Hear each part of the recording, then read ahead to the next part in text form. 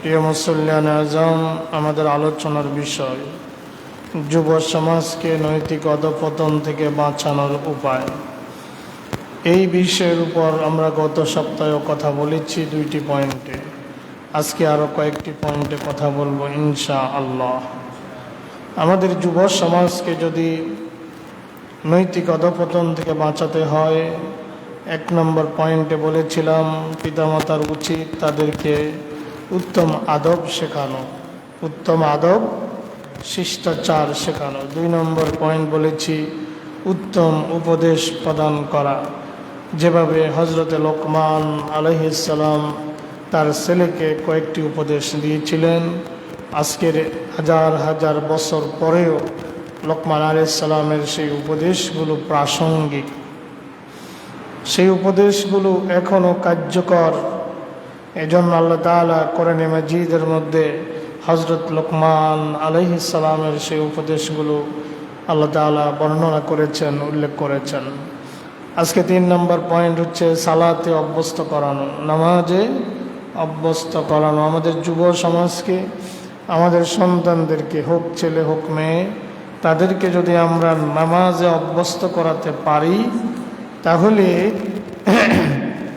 সন্তান অধঃপতন থেকে, নৈতিক অধঃপতন থেকে বেঁচে থাকতে পারবে। আল্লাহ তাআলা কোরআনে মাজিদের মধ্যে বলেছেন, ইন্নাস সালাতা তানহা আনিল ফাহশাই ওয়াল মুনকার। ইন্নাস সালাতা, নিশ্চয় নামাজ, তানহা বিরত রাখে, বাধা দেয়, আনিল ফাহশাই ওয়াল মুনকার, অশ্লীলতা থেকে, গরিত কাজ থেকে, খারাপ কাজ থেকে নামাজ মানুষকে বাধা দেয়। এই জন্য সন্তানকে নামাজি বানাতে হবে। কি বানাতে হবে? যে লোক নামাজ পড়ে না,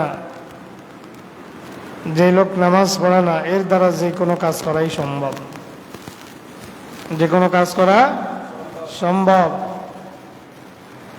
এই জন্য আমাদেরকে নামাজি হতে হবে। কেন?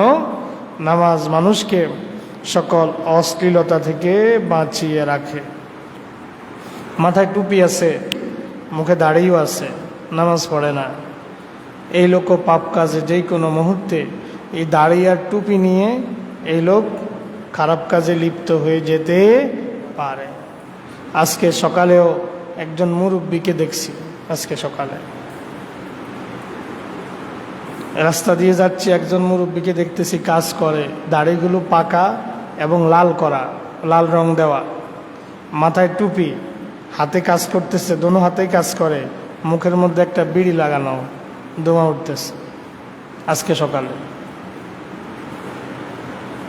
কথা কি বোঝা গেছে? আল্লাহ তো বলতে পারতো টুপি মানুষকে খারাপ কাজ থেকে বিরত রাখে, দাড়ি মানুষকে খারাপ কাজ থেকে বিরত রাখে, বলতে পারতো। আল্লাহ বলছে? কথা বলেন, আল্লাহ কি বলছে? নামাজ মানুষকে খারাপ কাজ থেকে, অশ্লীলতা থেকে বাঁচিয়ে রাখে। দুষ্ট লোকেরা এখন দুষ্টামি করার জন্য অনেক ক্ষেত্রে দাড়ি টুপিকে ব্যবহার করে, ঠিক কিনা? প্রতারণা, অনেক প্রতারক যারা সুন্নত পালনের জন্য, আল্লাহ এবং তার রাসূলের সুন্নত পালনের জন্য, আল্লাহ এবং তার রাসূলকে খুশি করার জন্য দাড়ি রাখে না, আছে না? এরকম দুষ্ট আছে। অথচ এটা নবীর সুন্নাহ। টুপি নবীর সুন্নাহ, দাড়ি নবীর সুন্নাহ। এই সুন্নাহ ব্যবহার করে প্রতারণা করতেছে। এগুলো আল্লাহর কাছে ধরা খাবে কি খাবে না? এগুলা নবীর সুপারিশ পাবে? এগুলা নবীর সুপারিশ পেতে পারে না। তাহলে আমাদের 3 নম্বর পয়েন্ট হচ্ছে সালাতে, আমাদেরকে নামাজে আমাদের সন্তানদেরকে আমরা অভ্যস্ত করাতে হবে। কিসে অভ্যস্ত করাতে হবে? নামাজে। দেখেন রাসূল কি বলেন, আবু দাউদ শরীফের হাদিস, মিশকাত হাদিসটা এসেছে, আন আমর ইবনে শুআইবিন আন আবিহি আন জাদ্দিহি রাদিয়াল্লাহু আনহু ক্বালা ক্বালা রাসূলুল্লাহ সাল্লাল্লাহু আলাইহি ওয়াসাল্লাম মুরু আওলাদাকুম বিসসালাতি ওয়া হুম আবনাউ 7 সিনিন। আল্লাহর নবী বলেন, তোমাদের সন্তানদেরকে নামাজের জন্য আদেশ করো ওয়াহুম আবনাউ সাব'a সিনিন, যখন তাদের বয়স হবে 7 বছর। কত বছর? 7 বছর বয়স হলে পরে সন্তানকে নামাজ পড়ার জন্য আদেশ করো। ওয়াদরিবুহুম, তাদেরকে নামাজের জন্য প্রহার করো, মারো। ওয়াহুম আবনাউ আশরিন, যখন তাদের বয়স হবে 10 বছর। 7 বছর হলে পরে সন্তানকে নামাজের আদেশ করতে হবে। আর 10 বছরেও যদি নামাজ না পড়ে প্রয়োজনে সন্তানকে মারতে হবে। আপনার ঘরের জিনিস নষ্ট করছে, সন্তানকে মারছেন। কথা শুনে নাই, মারছেন। টাকা নিয়ে, পকেট থেকে টাকা নিয়ে গেছে, মারছেন। কত মারা মারছেন। ঠিক মতো পড়ে নাই, মারছেন। কত রকম মারছেন। কিন্তু নামাজের জন্য কয়দিন মারছেন? অথচ সন্তানকে যদি আপনি মারেন, অনুমতি আছে, শুধু নামাজের জন্য মারতে হবে। তা আপনি কত কিছুর জন্য সন্তানকে মারলেন। রাসূল বলছেন, তুমি নামাজ যদি 10 বছরেও সে নামাজই না হয়, প্রয়োজনে তাকে নামাজের জন্য মারতে হবে, অনুমতি দেওয়া আছে। আপনি কত কিছুর জন্য মারলেন সন্তানকে, রক্তাক্ত করলেন নিজের সন্তানকে পিটায়া, কিন্তু নামাজের জন্য একদিনও সন্তানকে মারলেন না। তো ওই সন্তান বেনামাজি হয়ে গেল। বেনামাজি হতে হতে এক সময় সে বখাটে ছেলেদের সাথে মেশা শুরু করলো, মাদক নেওয়া শুরু করলো, জুয়া খেলা শুরু করলো। এভাবে আস্তে আস্তে সকল খারাপি কাজগুলো করা শুরু করে দিল। অথচ রাসূল বলেছেন, ওয়াদরিবুহুম আলাইহা, নামাজের জন্য তাদেরকে মারবে। ওয়াহুম আবনাউ আশরিন, যখন তাদের বয়স হবে 10 বছর। অফাররিকু বাইনাহুম ফিল মাদাজি, আর তাদের বিছানা পৃথক করে দিবে, এক বিছানায় তাদেরকে আর রাখবে না। তাহলে নামাজ এত গুরুত্বপূর্ণ ইবাদত। ঈমান আনার পরে আমাদের উপরে যেই হুকুমটা বলবৎ হয়, কার্যকর হয়, সেটা হচ্ছে নামাজ। সেটা হচ্ছে নামাজ। ঈমানের পরে সর্বপ্রথম যতগুলো আহকাম আছে, সকল আহকামের আগে বান্দার উপরে আল্লাহর পক্ষ থেকে রাসূলের উপরে নামাজকে ফরজ করে দেওয়া হয়েছে। হিজরতের আগেই 11 অথবা দ্বাদশ হিজরিতেই, 11 অথবা দ্বাদশ বছরে নবুয়তের 11তম অথবা 12তম বছরে হিজরতের আগে নামাজকে ফরজ করে দেওয়া হয়েছে মেরাজে। সুবহানাল্লাহ। এটা হচ্ছে আল্লাহর পক্ষ থেকে হাদিয়া। নামাজ মেরাজের হাদিয়া হচ্ছে নামাজ। মেরাজের হাদিয়া কি? নামাজ। এই জন্য আমাদের সন্তানদেরকে নামাজের জন্য বলতে হবে। নামাজের এত গুরুত্ব। রাসূল বলেছেন, আল ফারকু বাইনাল মুমিনি ওয়াল কাফিরি তারিকুস সালাহ। একজন মুমিন আর একজন কাফেরের মধ্যে পার্থক্য শুধু নামাজ। শুধু কি? নামাজ। তাহলে আপনি যদি ভালো সন্তান চান ভবিষ্যতে, তাহলে ছোটবেলায় সন্তানকে আপনাকে কি করতে হবে? নামাজি বানাতে হবে। আজকে আমাদের যুবকরা দেখা যায়, তারা যখন খেলার মাঠে, তখন মাগরিবের আজান দেয়। মাগরিবের আজান দেয়, তাদের খেলা শেষ হয়, তারা ফ্রেশ হইতে হইতে মাগরিবের নামাজের সময় শেষ হয়ে যায়। এটাই তো আমাদের খেলার মাঠগুলোর চিত্র, ঠিক কিনা? কোথায় তাদের নামাজ? আসরও খেলার মাঠে, মাগরিবও খেলার মাঠে। কোথায় তাদের নামাজ? আপনার নামাজ, সন্তান নামাজ পড়লো না, সন্তান খারাপ পথে গেল, আপনি কিছু বললেন না। সন্তান নষ্ট হয়ে গেল, অধঃপতন হয়ে গেল, আপনি কিছু বললেন না। এই সন্তান কিয়ামতের দিন আপনার বিরুদ্ধে আল্লাহ পাকের আদালতে মামলা দায়ের করবে, আর বলবে, রব্বানা আরিনাল্লাযীনা আদাল্লানা মিনাল জিন্নি ওয়াল ইনসি নাজআলুহুমা মিনাল জিন্নি ওয়াল ইনসি নাজআলুহুমা তাহতা আকদামিনা লিয়াকুনা মিনাল আসফালিন। রব্বুল আলামিন তাদেরকে দেখতে চাই যাদের কারণে গোমরা হয়েছি, পথভ্রষ্ট হয়েছি, তাদেরকে দেখতে চাই। আজকে তাদেরকে আমার সামনে নিয়ে আসো, আমি আজকে তাদেরকে জমিনের সাথে পাড়াইয়া পাড়াইয়া পিষ্ট করে দিব।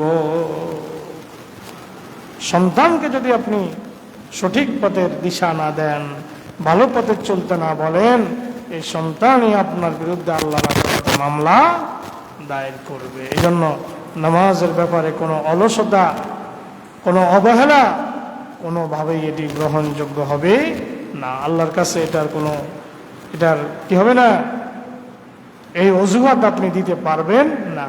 কিয়ামতের ময়দানে সর্বপ্রথম যেই হিসাব হবে সেটা কিসের হিসাব হবে? আউয়ালু মা ইউহাসাবু বিহিল আবদু ইয়াউমাল কিয়ামাতিস সালাহ। কিয়ামতের দিন আল্লাহর আদালতে সর্বপ্রথম বান্দার যে আমলের হিসাব হবে সেটা হচ্ছে নামাজ। আল্লাহ জিজ্ঞেস করবে, বান্দা নামাজ পড়ছিলা? আল্লাহ পড়ছি।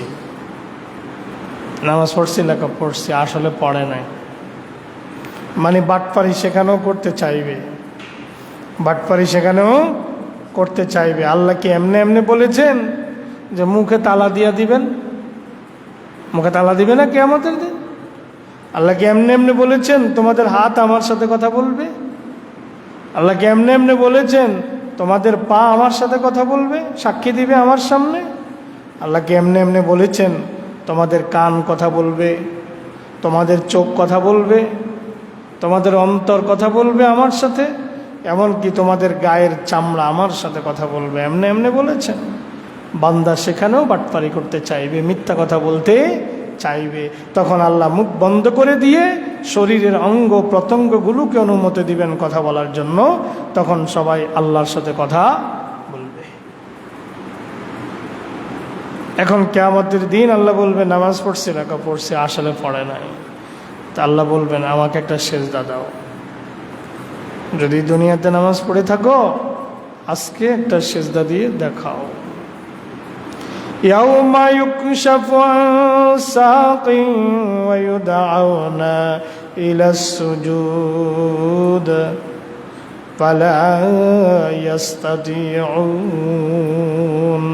ইয়াউমা ইউকশাফু আন সাকিন ওয়া ইউদআউনা ইলাস সুজুদ। আল্লাহ বলেন, কিয়ামতের দিন আমি আল্লাহ আমার নালাটাকে খুলে দিব, কাপড় সরাইয়া দেব। আল্লাহ তাআলা তার কুদরতি পাটা সামনে আগায়া দিয়া নালা থেকে কাপড়টা সরাইয়া বলবে, ও বান্দা, দুনিয়াতে সেজদা দিছিলা? কয় দিছি। কয় দুনিয়াতে যদি সেজদা দিয়ে থাকো, আসো আসো।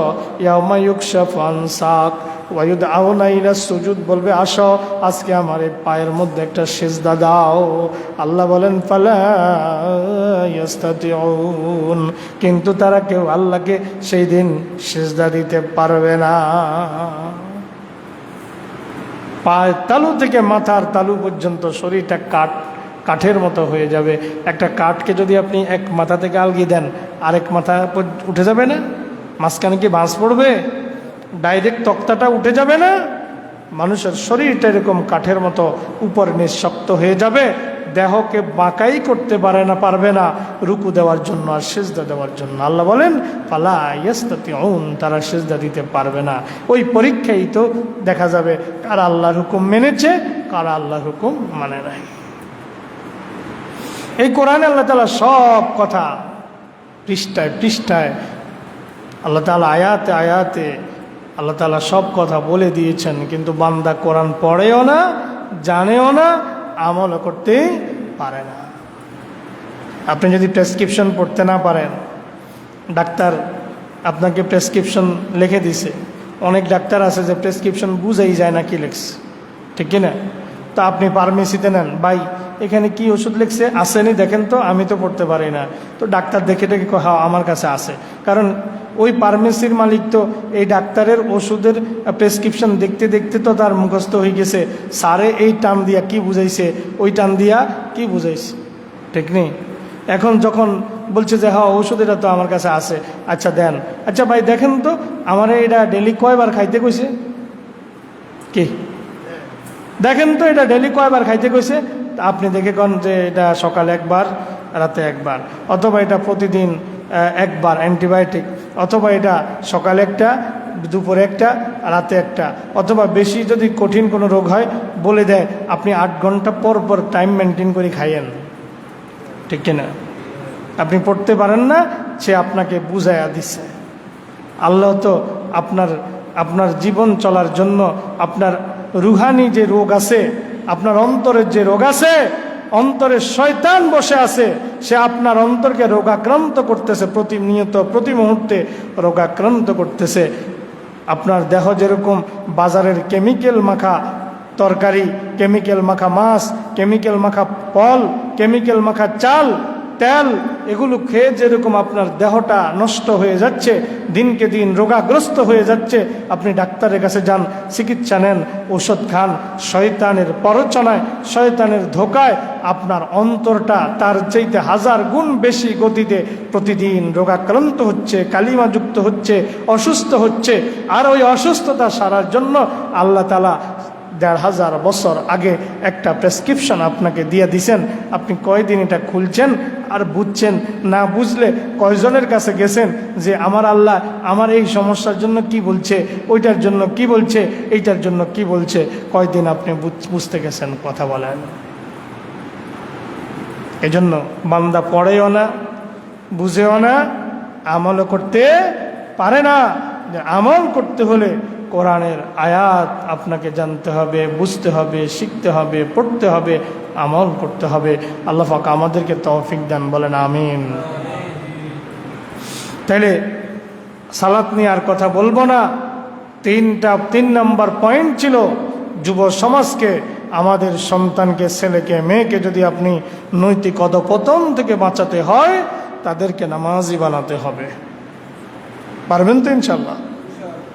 4 নম্বর, উত্তম বন্ধু নির্বাচন। আপনার ছেলেটা কাদের সাথে হাঁটতেছে? আপনার ছেলে কার সাথে ঘুরতেছে? কার সাথে খেলতে যায়? কার সাথে ঘুরতে যায়? কার সাথে আড্ডা দেয়? কার সাথে উঠা বসা করে? কার মোটরসাইকেলের পিছে উঠে? কার সাইকেলের পিছে উঠে? কাকে সাইকেলের পিছে লয়? কাকে মোটরসাইকেলের পিছনে লয়? এই যে তার চলাফেরা, এটা আপনাকে পিতা হিসেবে, মাতা হিসেবে আপনাকে সন্তানের, ছেলের, মেয়ের এগুলো মনিটরিং করা আপনার কর্তব্য, আপনার দায়িত্ব। সন্তান ভালো ছেলেদের সাথে চলে কিনা, মেয়েটা ভালো মেয়েদের সাথে চলে কিনা, পর্দানশীলা মেয়েদের সাথে চলে কিনা, ছেলেটা আরেকটা নামাজি ছেলের সাথে চলে কিনা, ক্লাসের একটা ভালো ছাত্রের সাথে চলে কিনা, নাকি যেটা ব্যাক বেঞ্চার, যেটা বখাটে, যেটা চিপায় যাইয়া ধূমপান করে ওইটার সাথে চলে, নাকি ভালো ছেলেদের সাথে চলে, এটা আপনাকে খোঁজখবর রাখতে হবে। সন্তান উত্তম বন্ধুদের সাথে চলে কিনা। আল্লাহ পাক বলেন, লা ইয়াত্তাখিযুল মুমিনুনাল কাফিরিনা আউলিয়া মিন দুনিল মুমিনিন ওয়া মান ইয়াফআল যালিকা ফালাইসা মিনাল্লাহি ফি শাই। সূরা আলে ইমরান আয়াত নম্বর 28। আল্লাহ বলেন, লা ইয়াত্তাখিযুল মুমিনুনাল কাফিরিনা আউলিয়া, মুমিনরা যেন কোনো কাফেরকে বন্ধু হিসাবে গ্রহণ না করে, মিন দুনিল মুমিনিন, মুমিন ব্যতীত, অর্থাৎ একজন মুমিন আরেকজন মুমিন ব্যতীত যেন কাফেরদেরকে বন্ধু না বানায়, বন্ধু হিসাবে গ্রহণ না করে। ওমাইয়া ফাল জালিকা, আল্লাহ বলেন যারা এটা করবে, ইমানদারদেরকে বাদ দিয়া, ভালো মানুষদেরকে বাদ দিয়া, খারাপ মানুষদেরকে বন্ধু বানাবে, কাফেরদেরকে বন্ধু বানাবে, আল্লাহ বলেন তাদের জন্য আল্লাহর কাছে কিছুই নাই, কিছুই নাই। এরপরে হাদিস শুনুন। عن أبي سعيد الخدري رضي الله عنه أنه سمع رسول الله صلى الله عليه وسلم يقول, হযরত আবু সাঈদ খুদরি রাদিয়াল্লাহু তাআলা আনহু থেকে বর্ণিত, তিনি রাসূলকে বলতে শুনেছেন, রাসূল বলেন, লা তুসাহিব ইল্লা মুমিনা, মুমিন ব্যতীত তোমরা কাউকে বন্ধু বানাবে না। যে ব্যক্তি শুধু নাম কা ওয়াস্তে মুসলমান, একে বন্ধু বানাবেন না। নামাজের দ্বারে কাছেও যায় না, সত্য কথার দ্বারে কাছে দিয়েও হাঁটে না, 100টার মধ্যে 99টাই মিথ্যা কথা। এরকম মানুষ আছে না? কসম করে কথা বলে অথচ ওইটাও মিথ্যা। এরকম নাই? কথায় কথা আল্লাহর কসম বলে, অথচ যেটা বলতেছে আল্লাহর কসম করে যেটা বলতেছে ওইটা মিথ্যা। এরকম দুষ্ট লোক সমাজে নাই? লা তুসাহিব ইল্লা মুমিনা, রাসূল বলেন ইমানদার ব্যতীত তুমি কাউকে বন্ধু বানাবে না। ওয়ালা ইয়াকুল তাআমাকা ইল্লা তাকি, যে আল্লাহকে ভয় করে না, ওইরকম যার মধ্যে আল্লাহর ভয় নাই ওইরকম ব্যক্তিকে তুমি তোমার খাবার খাওয়াইও না। ওরকম ব্যক্তিকে তুমি তোমার খাবার খাওয়াইও না। যে আল্লাহকে ভয় করে তাকে খাবার খাওয়াও। যে আল্লাহকে ভয় করে তার পিছে টাকা খরচ করো। দোকানে গেছো চা একটা খাইতে, যায় দেখো যে বেনামাজিও আছে, কিন্তু তোমার আপনজন, তোমার প্রতিবেশী, তোমার এলাকার। তুমি জানো এই লোক সপ্তাহে 2 রাকাত ছাড়া নামাজই পড়ে না। এখন তুমি তারে মেহমানদারি করবা? দরকার নাই, দরকার নাই। ওই সামাজিকতার কোনো দরকার নাই। এই জন্য আমি বলি ইসলাম মানুষকে সামাজিকতা শিখায়। আল আমির ওয়াল মামুর, আল ফকির ওয়াল গনিউ, আল আবিয়াদু ওয়াল আসওয়াদু কুল্লুহুম সাওয়া, কুল্লুহুম ইয়াকিফুনা ফি সাফিন ওয়াহিদিন বিলা আদনা তামিজিন। কে রাজা, কে প্রজা, কে ধনী, কে দরিদ্র, কে সাদা রঙের, কে কালো রঙের নিগ্রো, সব এক কাতারে দাঁড়ায়। কুল্লুহুম ইয়াকিফুনা আলা সাফিন ওয়াহিদিন, সব এক কাতারে দাঁড়ায়। বেলা আদনা তামিজ, এখানে কারো সাথে কারো কোনো পার্থক্য নাই। এটাই তো সামাজিকতা। এখন যারা আমাদের দেশে যাদেরকে আমরা সমাজের নেতৃত্ব দেই, অধিকাংশ তাদের নামাজ নাই। তাদের অধিকাংশ কি নাই? এজন্য আমি বলি যার নামাজ নাই তার সমাজও নাই। অথচ আমাদের দেশের কালচারটাই উল্টো হয়ে গেছে। সমাজের যারা প্রথম কাতারের মুসল্লি, 5 ওয়াক্ত নামাজে, জুমার নামাজে না, জুমার নামাজে না, যারা 5 ওয়াক্ত ফজর থেকে এশা পর্যন্ত যারা প্রথম কাতারের মুসল্লি, এরাই তো সমাজকে নেতৃত্ব দেওয়ার কথা। যারা নেতৃত্ব দিচ্ছে সমাজের মধ্যে, তাদের কয়জনকে ফজরের প্রথম কাতারে পাওয়া যায়? প্রথম কাতার তো দূরের কথা, ফজরে তো এক কাতারই পুরে না। কি ঠিক কিনা? 2 জন, 3 জন, 5 জন, চিত্র তো এইটাই নাকি? তাহলে সুতরাং আমাদেরকে, আমরা সামাজিকতা রক্ষার নামে বেনামাজির পিছনে টাকা ব্যয় করব, কে নিষেধ করছেন? রাসূলুল্লাহ সাল্লাল্লাহু আলাইহি ওয়াসাল্লাম। মাসালুল জালিসিস সালেহ ওয়াল জালিসিস সাওয়ে, একজন ভালো বন্ধু আর একজন খারাপ বন্ধুর উদাহরণ কামাসালে সাহিবিল মিসকে ওয়াকিরিল হাদ্দাদ। একজন আতর বিক্রেতা আর একজন হাফরওয়ালার মতো। আল্লাহর নবী উদাহরণ দিচ্ছেন, একজন ভালো বন্ধু হচ্ছে একজন আতর বিক্রেতার মতো, আর একজন খারাপ বন্ধু হচ্ছে একজন হাফরওয়ালার মতো। আল্লাহ রাসূল বলেন, আতরওয়ালার সাথে যদি তোমার বন্ধুত্ব হয়, লা ইয়াদামুকা মিন সাহিবিল মিসকে, লা ইয়াদামুকা মিন সাহিবিল মিসকে ইম্মা তাশতারিহি আও তাজিদু রিহাহু। আতরওয়ালার সাথে যদি তোমার বন্ধুত্ব হয়, তুমি যদি আতরওয়ালার কাছে যাও, হয় আতরের সুঘ্রাণ পাবে, অথবা আতর হাদিয়া পাবে, অথবা তুমি আতর সেখান থেকে ক্রয় করবে। তাহলে আতরওয়ালার কাছে গেলে লাভ আছে না লস? আতরওয়ালার কাছে গেলে লাভ আছে। আপনি যদি পকেটের টাকা খরচ করে আতর ক্রয় করতে নাও পারেন, ফ্রিতে একটু লাগায়ও দেয় কিনা? আপনি আতরের গ্রানটা সেখান থেকে নিতে পারলেন। আর যদি আপনার সাথে একজন হাফরওয়ালার বন্ধুত্ব হয়, হাফরওয়ালা হচ্ছে ওই কামার ব্যক্তি যে ওই আগুনের মধ্যে হাওয়া দিয়ে দিয়ে আগুন জ্বালিয়ে লোহা গরম করে তারপরে দা বটি কুড়াল খন্তি বিভিন্ন কিছু সে বানায় কিনা, ওই হাপরের মধ্যে যখন হাওয়া দেয় ওখানে আগুন জ্বলে ওখান থেকে পুলকি বের হয়।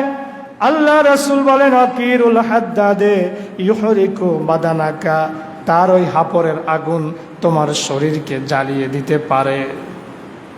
ইউহরিকু বাদানাকা আও সাওবাকা, অথবা তোমার পোশাক তার আগুনের স্ফুলিঙ্গ পুটা করে দিতে পারে, জ্বালিয়ে দিতে পারে।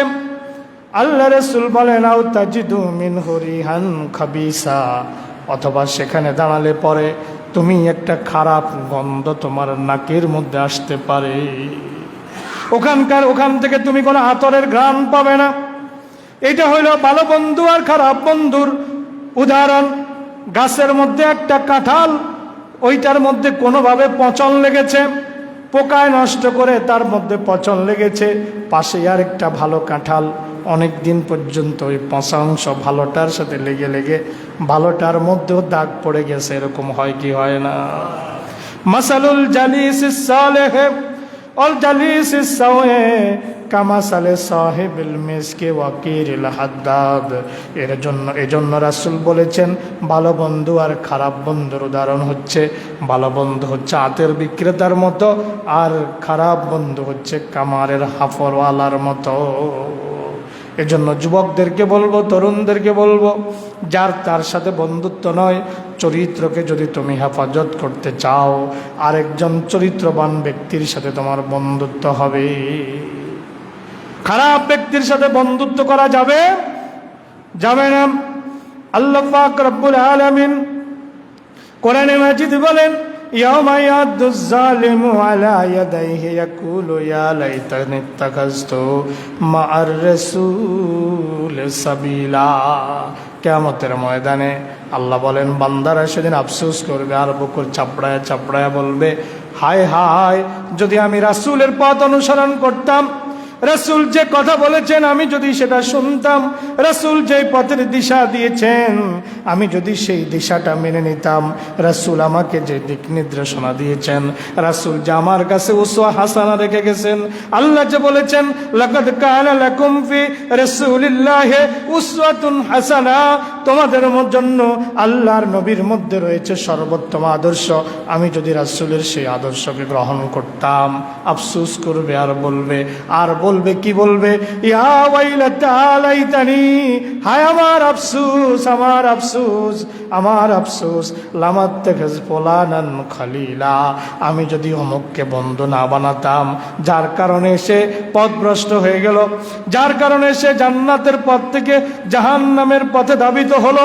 যার কারণে মাদকাসক্ত হলো, যার কারণে সে চুরি শিখলো, ডাকাতি শিখলো, দুর্নীতি শিখলো, যার কারণে সে সমাজের মধ্যে যাবতীয় অপকর্মগুলো শিখলো, কিয়ামতের দিন তার নাম ধরে ধরে বলবে ইয়া ওয়াইলাতা লাইতানি লাম আত্তাখিজ ফুলানান খলিলা, হায় আফসোস, আমি যদি অমুককে বন্ধু না বানাতাম, লাকাদ আদাল্লানি আনিজ যিকরি বাদা ইজ জাআনি, লাকাদ আদাল্লানি আনিজ যিকরি বাদা ইজ জাআনি, আমার কাছে আল্লাহর হেদায়েত আসার পরেও সে আমাকে গোমরা করে দিয়েছে। আল্লাহর হেদায়েত এসে গিয়েছিল, ওলামায়ে কেরামের জবানে পড়েছিলাম, কোরআন পড়ে পড়ে বুঝেছিলাম, কিছুটা বুঝ আমার কাছে এসেছিল, একটা বাংলা তর্জমা পড়ে পড়ে কিছুটা কোরআনের প্রতি অন্তরটা মাইল হয়েছিল, কিন্তু বন্ধুর প্ররোচনায় আবারও মাদকাসক্ত হয়ে পড়েছি, বন্ধুর প্ররোচনায় আবারও নারীর পথে, নারীর পিছনে পিছনে হেঁটেছি, নারীর পিছনে সময় ব্যয় করেছি, অবৈধ সম্পর্ক স্থাপন করেছি, চরিত্রকে ধ্বংস করে দিয়েছি। সে তার নাম ধরে কিয়ামতের দিন বন্ধুর নাম ধরে, আল্লাহ তো এখানে পোলান বলছেন, পোলান মানে একটা খালিস্তান, অমুক, কিন্তু আল্লাহ কিয়ামতের ময়দানে বান্দা অমুক বলবে না, যার কারণে গোমরা হয়েছে তার নাম ধরে ধরে বলবে, আর বলবে লাকাদ আদাল্লানি আনিজ যিকরি বাদা ইজ জাআনি, আল্লাহর হেদায়েত আমার কাছে আসার পরেও আমি তার কারণে গোমরা হয়ে গেলাম। এই জন্য খবরদার, কোনো বন্ধুর প্ররোচনায়, নেতার প্ররোচনায়, দলের প্ররোচনায় কারো মাথায় বাড়ি দিবেন, কারো হক নষ্ট করবেন, কারো জায়গা দখল করবেন, কারো কাউকে অন্যায়ভাবে কারো প্রতি জুলুম করবেন, ওই নেতা আপনার কাজে আসবে না, বন্ধু আপনার কাজে আসবে না, বড় ভাই আপনার কাজে আসবে না, প্রতিবেশী আপনার কাজে আসবে না, আপনার বন্ধু আপনার কাজে আসবে না, বরং কিয়ামতের দিন আপনি বন্ধুর বিরুদ্ধে মামলা দিবেন আর বলবেন রব্বানা ইন্না আতানা সাদাতানা ওয়া কুবারানা ফাদাল্লুনা সাবিলা। রব্বুল আলামিন, আমার নেতার কারণে আর আমার বড় ভাইয়ের কারণে, সমাজের বড় ভাইদের কারণে, রব্বানা ইন্না আতানা সাদাতানা, আমি আমার নেতার আনুগত্য করেছি, ওয়া কুবারানা, বড় ভাইদের আনুগত্য করেছি, ফাদাল্লুনা সাবিলা, তারা আমাকে তোমার রাস্তা থেকে গোমরা করে দিয়েছে। ও আমার রব, জানি তুমি আমার বিচার করবে, জানি তুমি আমাকে শাস্তি দিবে। রব্বানা আতিহিম দাফাইনে মিনাল আযাবি, ও আল্লাহ, যদি আমাকে শাস্তি দিতে হয়, আমাকে যা শাস্তি দিবা তাদেরকে তার দ্বিগুণ শাস্তি তুমি দান করো। ওয়াল আনহুম লানান কাবীরা, আর তাদের উপরে সবচাইতে বড় লানত তুমি বর্ষণ করো। কিয়ামতের দিন আপনি এইভাবে নালিশ করবেন আল্লাহর কাছে।